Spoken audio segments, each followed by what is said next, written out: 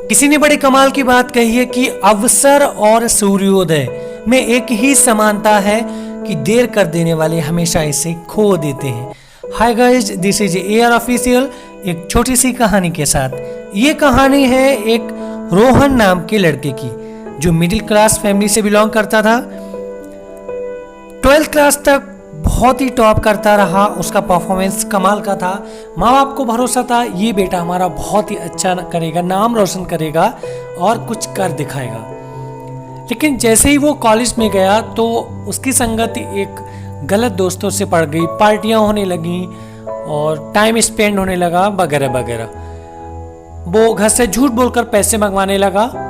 घर वालों को ये सब पता चल रहा था, लेकिन घर वालों ने उसे रोकने की बहुत कोशिश की, उसे समझाया बेटा ऐसा नहीं कीजिए, ये गलत बात है। लेकिन उल्टा उसने घर वालों को डांट दिया कि आप चुप रहिए, मुझे अपनी जिंदगी अपने तरीके से जीनी है, आपको ज्ञान देने की कोई जरूरत नहीं है। इतना बोल के वही फिर से अपनी दोस्तों के साथ मस्त रहने का, पार्टियां करने लगा।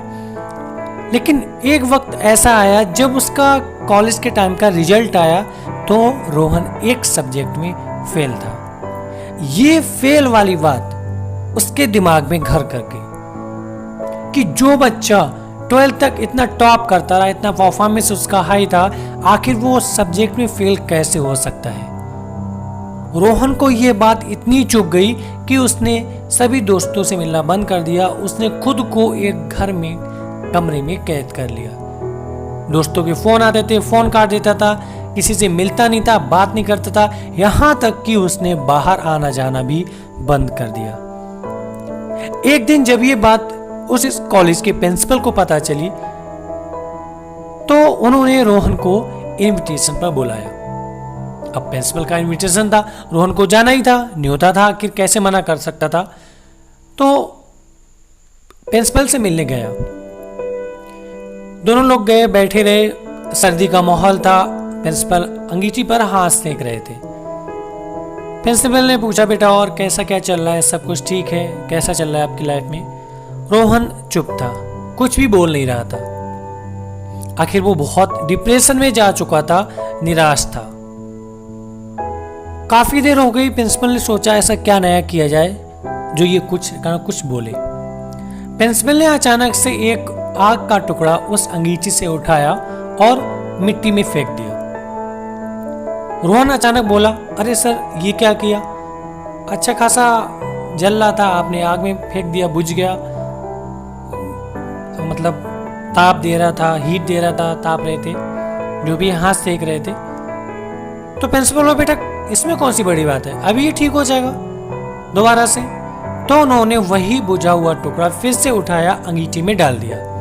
वह टुकड़ा फिर से उसी तरह से जलने लगा और टेम्परेचर वही देने लगा।